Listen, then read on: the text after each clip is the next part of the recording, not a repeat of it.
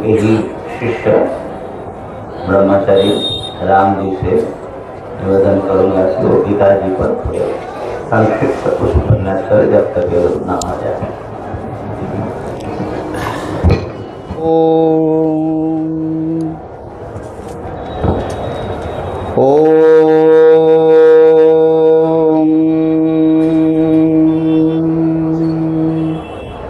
भद्रं कर्णेभिः शृणुयाम देवा भद्रं पश्येमाक्षभिर्यजत्राः स्थिरैरङ्गैस्तुष्टुवागुंसस्तनूभिर्व्यशेम देवहितं यदायो स्वस्ति नो इंद्रो वृद्धश्रवाः स्वस्ति न पूषा विश्ववेदाः स्वस्ति नस्त्राक्षोररिष्ठनेमिः स्वस्ति नो बृहस्पतिर्दधातु।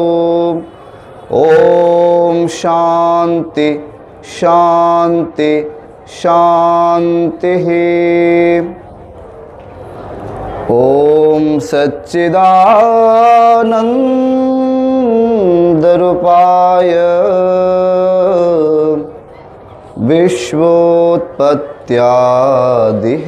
विश्वोत्पत्त्यादिहेतवे तापत्रय विनाशाय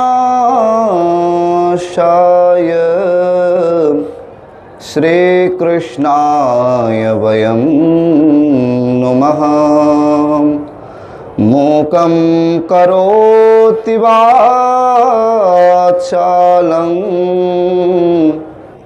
वाचालं स्तब्धभाषितं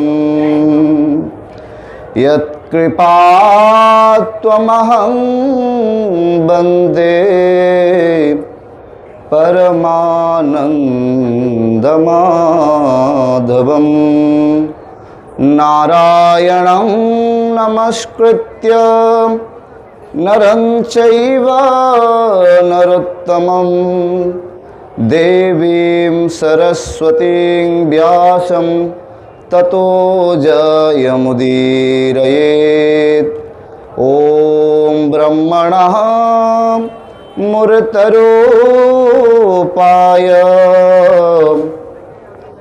सुसिद्धिं प्रदायिने नमामि महते नित्यं श्री सुसिद्धानन्दरूपिणे। ओम श्री गुरवे नमः। अच्छा प्रयागराज এই মহাকুম্ভের আয়োজন পর্বে আমাদের পরমার্থ সাধক সংঘের যে মহান আয়োজন, এই মহান আয়োজনের মধ্যে আমাদের পূজ্য গুরুদেব সহ এখানে অন্যান্য যারা সন্তবৃন্দ এখানে উপস্থিত আছেন সকলের শ্রীচরণে আমি ভগবতীয় প্রণাম। এবং বিশেষ করে আজকে আমার পার্শ্বে যে দুই মহাত্মা বসে আছে, দুইজনেই আমার গুরুদেব। একজন দীক্ষাগুরু, একজন জ্ঞানগুরু, শিক্ষাগুরু। তো গুরুর পাশে বসে আমি বলবো, আমার ভিতরে কিন্তু অলরেডি শুরু হয়ে গেছে। কারণ যখন দুটা সূর্য যখন থাকে তখন প্রদীপের আলো সেখানে মিটিমিটি করে। তো সেজন্যই আমি প্রথমেই তাদের শ্রীচরণে প্রণামপূর্বক ক্ষমা প্রার্থনা করছি এবং সকল উপস্থিত ভক্তবৃন্দদেরও আমি প্রণামপূর্বক আমার বাণীতে যদি কোনো ধরনের কোনো ভুল ত্রুটি হয়ে থাকে আপনারা আমাকে ক্ষমা দৃষ্টিতে দেখবেন। আমাদের এই পর্বে গীতার প্রবচন শুরু হতে যাচ্ছে। কালকে গুরুদেব যে গীতার প্রসঙ্গগুলো এনেছেন সেটার সংক্ষিপ্ত পরিচয় দিয়ে আমি গীতার মাহাত্ম্যে প্রবেশ করব। কেননা গীতার মহিমা যদি আমরা না জানি, তাহলে গীতাকে আমরা উপলব্ধি করতে পারবো না। মনে হবে এটি একটি সামান্য বই, পুস্তক, কিন্তু এই গীতাটা কত মহান সেটা যদি মহিমা জানি, তাহলেই তার যথার্থ শ্রদ্ধা, যথার্থ গীতার প্রতি শ্রদ্ধা আমরা ব্যক্ত করতে সমর্থ হব। তো কালকে গুরুদেবের যে কথাগুলো এসেছিল তাকে সংক্ষিপ্তের মধ্যে আমি বলছি। প্রথমে তিনি গুরুদেব অর্জুনের বিষাদ যোগ দিয়ে শুরু করেছেন। সেই অর্জুনের বিষাদের মধ্যে যে কথাগুলো পরিস্ফুট হয়ে এসেছে সেগুলো কি ছিল? কুলক্ষয়ে প্রণশ্যন্তি কুলধর্মা সনাতনা ধর্মে নষ্টে কুলম কৃষ্ণ অধর্মা ভবত্যুত। অর্জুনের ভগবানকে বলছেন যে আমার যদি কুলক্ষয় হয়ে যায়, সে কুলের সমস্ত মানুষ যদি মরে যায়, তাহলে স্ত্রীরা যে কোনো পুরুষকে তারা বিয়ে করবে, তাহলে তাদের থেকে যে সন্তান হবে সে সন্তান ধর্মোচিত সন্তান হবে না, ইত্যাদি অনেক অনেক কথা বলেছে। তো এই কথাগুলো একজন সামান্য গায়স্থ জীবনে প্রয়োজনীয়তা আছে। এই কথাগুলো যদিও বা বিষাদ থেকে বের হয়েছে, কিন্তু সেগুলো কিন্তু শাস্ত্রসম্মত। এরপর গুরুদেব দ্বিতীয় অধ্যায়ের একটি শিষ্যের যে ভাব সেটি প্রকাশ করেছেন। কার্পণ্য দোষ উপহত স্বভাব, এই গীতার এই শ্লোকটি দিয়ে সেখানে শিষ্যের, যথার্থ শিষ্যের লক্ষণ বলেছে। শান্ত বিনীত শুদ্ধাত্মা ধারণাক্ষম সমর্থশ্চ কুলীনশ্চ প্রাজ্ঞ সচ্চরিত্রব্রতী।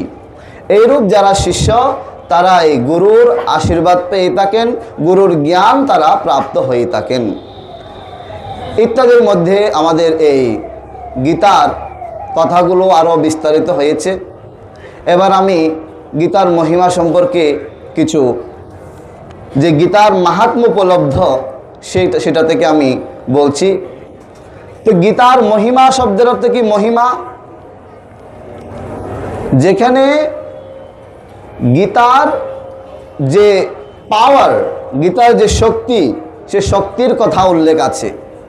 গীতা পড়লে কি হয়, গীতা ভাবনা করলে কি হয়, গীতা চিন্তন করলে কি হয়, ইত্যাদি কথাগুলো। কিন্তু গীতার মধ্যেও গীতার মাহাত্ম্যের কথা উল্লেখ আছে। অষ্টাদশ অধ্যায়ের মধ্যে ভগবান সেটা প্রকাশ করেছেন।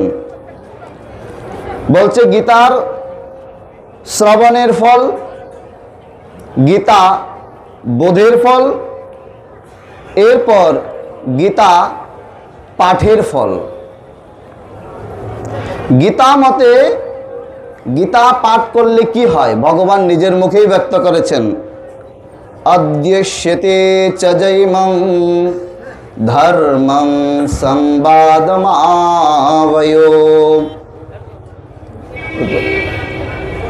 বলছে যারা আমার এই গীতা তত্ত্ব অধ্যয়ন করে, অদ্যস্যতে চ জৈমং ধর্মং সংবাদমাবয়ো জ্ঞান যজ্ঞেন তেনাহম ইষ্টস্যামিতি মে মতি। তারা সকলেই আমারই পূজা করে, কিন্তু কিভাবে পূজা করে? ফুল নয়, বেলপত্র নয়, চন্দন দিয়ে নয়, জ্ঞান যজ্ঞের দ্বারা তারা আমার পূজা করে। ভগবান গীতার মধ্যে অনেকগুলো যজ্ঞের কথা বলেছেন। দ্রব্য যজ্ঞ, তপো যজ্ঞ, যোগ যজ্ঞ, তারপরে স্বাধ্যায় জ্ঞান যজ্ঞাশ্চ যতয় সংস্কৃত ব্রতা। কিন্তু সমস্ত যজ্ঞের মধ্যে একটি যে শ্রেষ্ঠ যজ্ঞ সেটি হচ্ছে স্বাধ্যায়, সেটি হচ্ছে জ্ঞানযজ্ঞ। তো ভগবান বলছেন যদি তুমি গীতা পাঠ করো, এই অর্জুন এবং আমার যে সংবাদ, এই সংবাদ যদি তুমি অধ্যয়ন করো, তুমি যদি নিত্য পাঠ করো, তাহলে কি হবে? তুমি আমারই পূজা করছো। কিভাবে পূজা করছো? জ্ঞান যজ্ঞেন তেনাহম, জ্ঞান যজ্ঞের দ্বারা তুমি আমার পূজা করছো।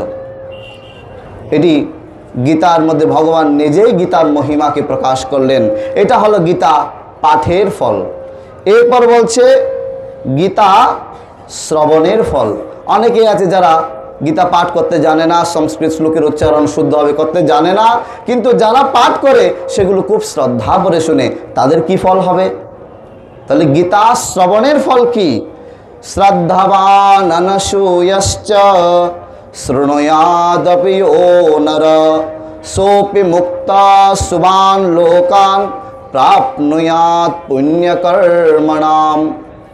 বলছে যারা শ্রদ্ধা ভরে অনসূয়শ্চ দোষদৃষ্টি শূন্য হয়ে যারা গীতা শ্রবণ করে তারা পুণ্যকারীগণ যে পুণ্য কর্ম করে যে লোক প্রাপ্ত হন সে পুণ্যই তারা প্রাপ্ত হয়।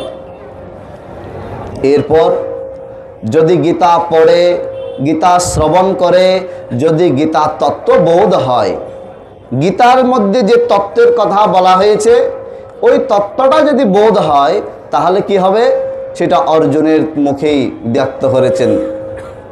অর্জুন বিষাদগ্রস্ত হয়েছিল, এমন বিষাদগ্রস্ত যে তার যে প্রিয় ধনুষ গান্ডীব সেটি তার হাত থেকে খসে পড়ছিল।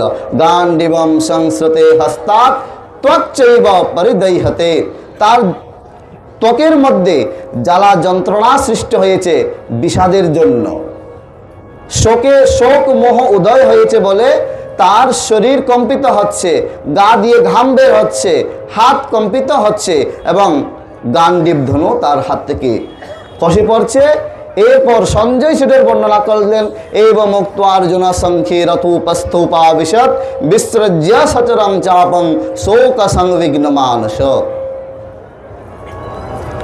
তিনি সমস্ত আশা সমস্ত বল হেরে গিয়ে ধনুষ বাণ ত্যাগ করে তিনি বসে পড়লেন। এমন শোকগ্রস্ত ব্যক্তি গীতা যখন শুনল, অন্তিমে গিয়ে সে গীতা তত্ত্ববোধ করার পর তার শোক মোহ বিদরিত হয়ে গেল। তার কর্তব্য সম্পর্কে যেটি বোধ ছিল না সে বোধটাই আবার জাগ্রত হলো। তার মুখেরই শব্দ নষ্ট মহাস্মৃতির লব্ধা তৎপ্রসাদান ময়াচ্যুত স্থিতোস্মি গত সন্দেহ করিষ্যে বচনম তব। আমার যে মোহ ছিল সে মোহটা দূর হয়ে গেল। নষ্ট মোহ স্মৃতির লব্ধা, আমি আমার পুনরায় স্মৃতি প্রাপ্ত হয়েছি। যখন শোক আসে, যখন মোহ আসে তখন আমাদের জ্ঞান বিবেক বৈরাগ্য এসব লোপ পেয়ে যায়। আর তখনই জ্ঞান, তখন মোহ আমাদেরকে ঘিরে ফেলে। যখন গীতা শ্রবণ করলো সে গীতা পাঠের ফল হলো কি নষ্ট মোহ স্মৃতির লব্ধা তৎপ্রসাদান ময়াচ্যুত, ভগবানের প্রসাদে হয়ে গেল। স্থিতোস্মি গত সন্দেহ করিষ্যে বচনং তব। এই রূপে অর্জুনের মোহ অবগত হলো।